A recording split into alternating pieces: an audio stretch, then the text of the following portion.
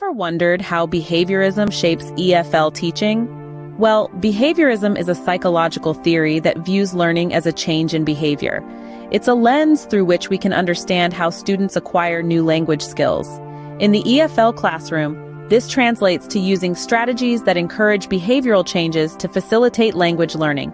Things like repetition, positive reinforcement, and practice become the cornerstone of the teaching process. Now that we've touched on what behaviorism is, let's dive into Skinner's theory.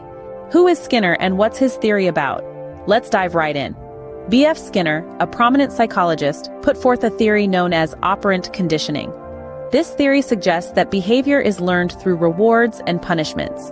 Imagine a student who answers a question correctly and is praised. This is an example of positive reinforcement, the first key component of Skinner's theory. The student is more likely to participate in the future due to the positive consequences. Then, there's negative reinforcement. It's not about punishment, rather, it's about removing an unpleasant stimulus to encourage good behavior. For instance, if students complete their homework, they might not have to do an extra assignment. Finally, we have punishment. Contrary to popular belief, in Skinner's context, this isn't necessarily about being harsh or severe. It's about discouraging undesired behavior. For example, a student who disrupts the class might lose some privileges.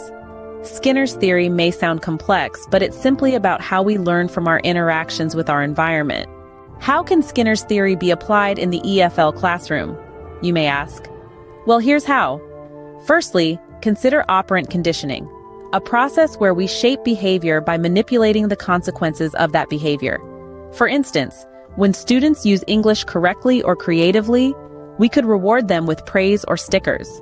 This encourages them to repeat the beneficial behavior.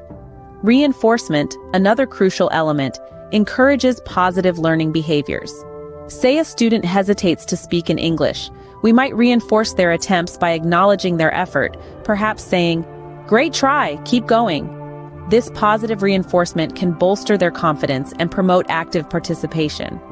Lastly, Skinner's theory also highlights the use of punishment to deter negative behaviors. But remember, in the EFL classroom, punishment doesn't mean harsh disciplinary actions. It could simply be a gentle correction or constructive feedback when a student uses incorrect English. As you can see, Skinner's theory offers practical strategies for managing and promoting learning in the EFL classroom. What does Skinner's theory look like in action? Imagine a classroom where language drills are used to reinforce correct pronunciation. Pupils who provide correct answers are rewarded with praise or stickers, encouraging repetition of good behavior. On the flip side, disruptive behavior is met with consequences, discouraging such actions. These sample activities embody the principles of operant conditioning, positive reinforcement, and punishment, key components in Skinner's theory. With these activities, you can put Skinner's theory into practice and see how it enhances your EFL teaching. To recap, Skinner's theory is a powerful tool in EFL teaching. It suggests that student behavior can be shaped through reinforcement and punishment. Positive stimuli encourage repetition of good language habits, while negative ones discourage errors. In the classroom, this theory guides us to create engaging activities that elicit desired language behavior. So, when we reward students for correct language use or provide corrective feedback for mistakes, we're using Skinner's theory in action. Remember, teaching is not just about imparting knowledge, but also about shaping behavior. And Skinner's theory gives us a roadmap for doing just that.